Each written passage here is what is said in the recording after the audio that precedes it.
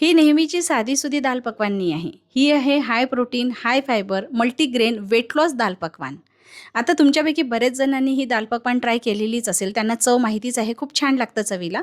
यामध्ये चणा डाळ असते, त्यामुळे हाय प्रोटीन असतं. पण याची पपडी जी असते ना, ती पारंपरिकरित्या मैद्यापासून बनवल्या जाते आणि तळून बनवल्या जाते. पण मी मल्टीग्रेनपासून बनवणार आहे आणि डीप फ्राय अजिबात करणार नाही आहे. त्यामुळे वेट लॉस करणारे हे पोटभर खाऊन भरपूर वजन कमी करू शकतात. तर इथे मी ना चणा डाळ 1 वाटी घेतलेली होती. रात्रभर पाण्यामध्ये भिजत घातली आणि आता यामध्ये 1 ग्लास पाणी घातलं. हळद घालायची, अगदी थोडं तेल घालायचं आणि सोबतच मीठ घालायचं आणि कुकरला 4 ते 5 शिट्या काढायच्या मध्यम आचेवर. चला ही डाळ आपण शिजवायला ठेवूया, तोवर मी बाकीची तयारी करते. इकडे एका बाउलमध्ये आपल्याला सर्वात आधी गव्हाचं पीठ घ्यायचं आहे. तर मी इथे 4 चमचे गव्हाचं पीठ घेते आहे. सोबतच इथे 2 चमचे मी बेसन पीठ घालते आहे आणि 3 ते 4 चमचे मी ज्वारीचं पीठ घातलेलं आहे आणि सोबतच बाजरीचं पीठ घातलेलं आहे 3 चमचे. यामध्ये आता अर्धा चमचा ओवा घालायचा, अर्धा चमचा मीठ घालायचं आणि सोबतच 2 चमचे साजूक तूप घालायचं आहे आणि सर्व छान चोळून चोळून एकजीव करून घ्यायचं. आता हा डो लावण्यासाठी मी कोमट पाण्याचा वापर करते आहे. कडकडीत गरम पाणी वापरायचं नाही, कोमट पाण्याचा वापर करायचा. बरं, आता सर्वात महत्त्वाचं, याचा उंडा तयार करत असताना घट्ट लावायचा आहे, सैलसर लावायचा नाही. कारण आपल्याला याची कुरकुरीत अशी पपडी बनवायची आहे. तुम्ही उंडा जर खूप सैलसर ठेवला ना, तर पपड्या मऊ पडतील, मग दाल पकवान खायला मजा येणार नाही. चपातीसाठी आपण मऊ असा डो तयार करत असतो, पण दाल पकवानसाठी घट्ट लावायचा आहे. आता हा जो मोठा उंडा आहे, याचे आपल्याला छोटे छोटे समान भाग करून घ्यायचे आहे, म्हणजे जेवढ्याही पापड्या आपण बनवू त्या एकसारख्या आकाराच्या बनतील. आता पोळपाटावर थोडंसं कोरडं ज्वारीचं पीठ घालायचं किंवा बाजरीचं पीठ घालू शकता किंवा गव्हाचं पीठ वापरून सुद्धा तुम्ही याला लाटून घेऊ शकता. आणि याला लाटत असताना अगदी पातळ लाटायचं आहे. पपडी जेवढी पातळ असेल ना, तेवढी छान कुरकुरीत बनेल. जेवढी जाड असेल तेवढी मऊ बनेल. त्यामुळे पातळ लाटायची. आता ही जी पुढची स्टेप आहे ना, हे करणं ऑप्शनल आहे. तुम्ही नाही केलं तरीही चालेल.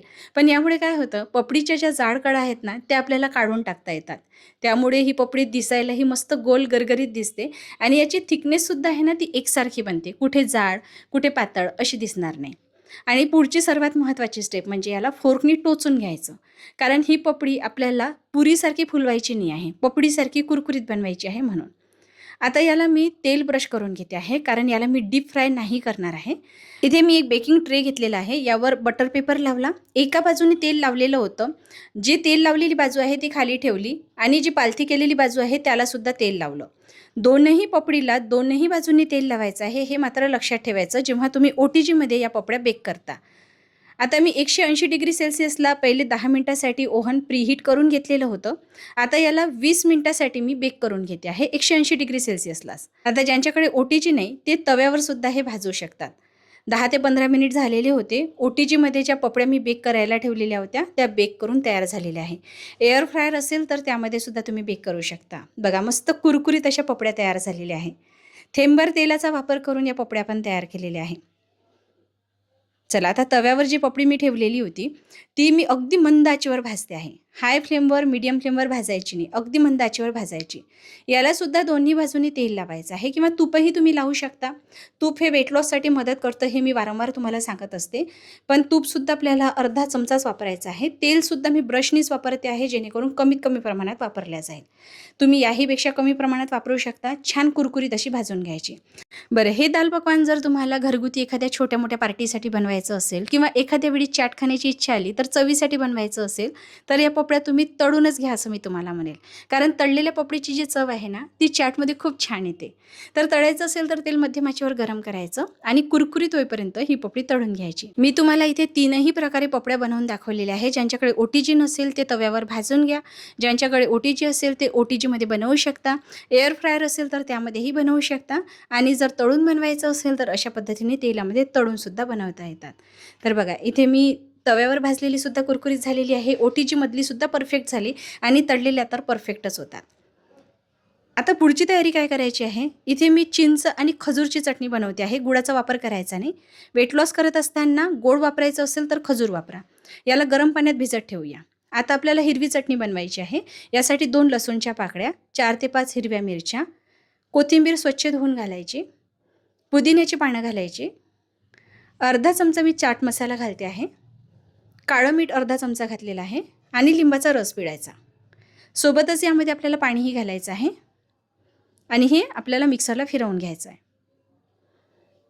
तर चटणी मी इथे खूप जास्त दाटसर बनवलेली नाही आहे. तुम्हाला जर चटणी दाटसर हवी असेल तर वाटत असताना तुम्ही डाळवा घालूनसुद्धा वाटू शकता, त्यामुळे चटणीला दाटसरपणा येतो.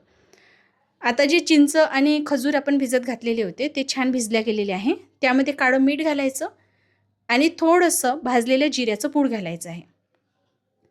हे सुद्धा मिक्सरला आपल्याला फिरवून घ्यायचं आहे. तर बघा इथे चटणी तयार झालेली आहे. यामध्ये आता तिखटपणासाठी मी थोडेसे चिली फ्लेक्स घालते आहे. तुम्ही लाल मिरचीचं पावडर वाटत असताना घालू शकता, त्यामुळे सुद्धा चटणी मस्त तिखट बनते. आता डाळ बघून घेऊया.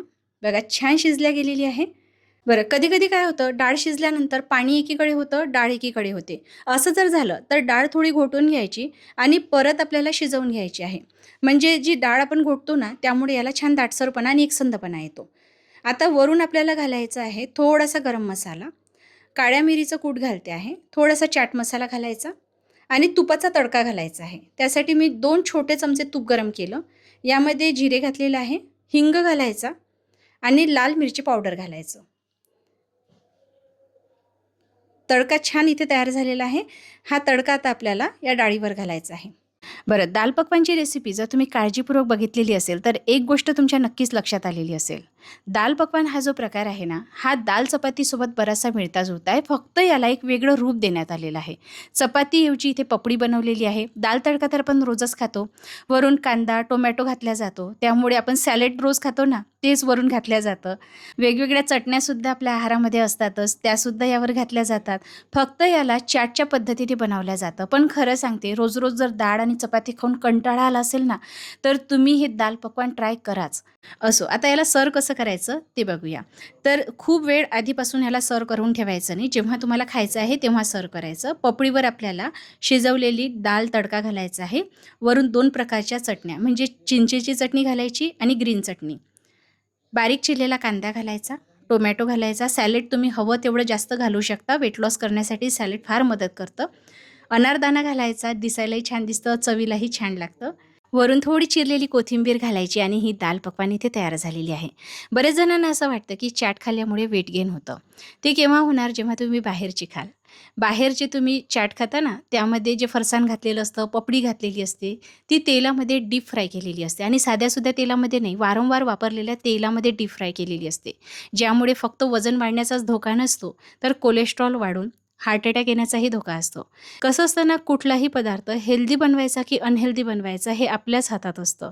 तुम्ही घरच्या घरी अशा पद्धतीने एक्सपेरिमेंट करू शकता. तुमच्या आवडीचे पदार्थ हेल्दी पद्धतीने बनवून पोटभर खाऊ शकता, कुठलीही गिल्ट मनात न ठेवता. आता तुम्हाला जर चाट खायची असेल तर मनसोक्त खा. त्यासाठी तुम्ही अजिबात ही काळजी करू नका की माझं वेट गेन होईल. कारण अशी चटपटीत चाट खाल्ल्यामुळे तुमचं वजन वाढणार नाही, उलट वजन कमी होण्यासाठी मदत होईल. आणि हो, ही दाल पकवानची रेसिपी नुसतं बघू नका, तर घरी ट्राय करून बघा आणि खाऊन बघितल्यानंतर तुम्ही मला विसरून जाता. त्यामुळे आताच सांगते, व्हिडिओ जर तुम्हाला आवडला असेल तर लाईक करा. तुमच्या फ्रेंड्स आणि फॅमिलीसोबत शेअर करायला विसरू नका आणि अशाच रेसिपी पुढे बघायच्या असेल तर घरोघरी अन्नपूर्णा या यूट्यूब चॅनलला सबस्क्राईब करून फेसबुक पेजला फॉलो करा. लवकरच भेटूया. तोवर व्हिडिओ बघण्यासाठी धन्यवाद.